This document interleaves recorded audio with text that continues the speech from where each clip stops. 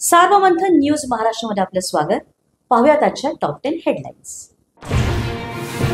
सुनील तटकर यांच्या निवासस्थानावरून अमित शहा मुंबईत दाखल। संध्याकाळी शहांसोबत देवेंद्र फडणवीस आणि एकनाथ शिंदेंची बैठक।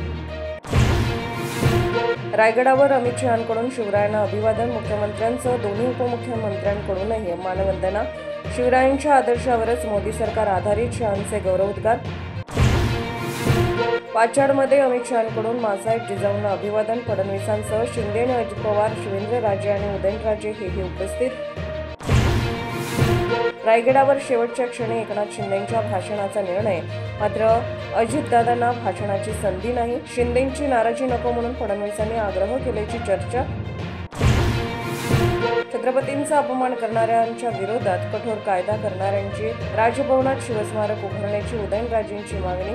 महाराजांचा अपमान करणाऱ्यांना टकमक टोकावरून ढकलून देण्याची इच्छा, फडणवीसांचं वक्तव्य। अमित शहा संध्याकाळी घेणार मुख्यमंत्री आणि उपमुख्यमंत्र्यांची बैठक। रायगडच्या पालकमंत्री पदाबाबत तिढा सुटणार का याकडे लक्ष, तर अजित पवार बैठकीला उपस्थित राहणार नसल्याची माहिती। राष्ट्रवादी काँग्रेस आज अमित शहांना वक्फ विधेयकासंदर्भात निवेदन देण्याची शक्यता। नवाब मलिकांच्या समितीने तयार केलेलं निवेदन अजित पवारांकडे सुपूर्द। सभागृहात शहांनी दिलेली आश्वासनं पाळण्याचं आवाहन। रायगडचा पालकमंत्री हा शिवसेनेचाच असेल, संजय शिरसाटांचा पुनरुच्चार। पालकमंत्री पदाच्या विषयावर आज चर्चा नाही, खासदार सुनील तटकर यांची माहिती। 3 अष्टविनायक मंदिरामध्ये पोशाखाची नियमावली लागू। पिंपरी चिंचवड देवस्थान ट्रस्टचा निर्णय। मोरगाव, थेउर आणि सिद्धटेकच्या मंदिरामध्ये तोकड्या कपड्यांवर बंदी।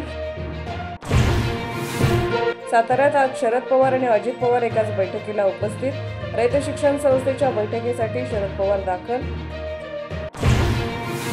तामिळनाडूत राज्यपालांच्या अनुमतीशिवाय कायद्याची अधिसूचना जारी। प्रजासत्ताक भारताच्या इतिहासातली पहिलीच घटना। सर्वोच्च न्यायालयाच्या 8 तारखेच्या निर्णयाला अनुसरून अधिसूचना। सार्वमंथन न्यूज महाराष्ट्राला लाईक करा, शेअर करा, सबस्क्राईब करा।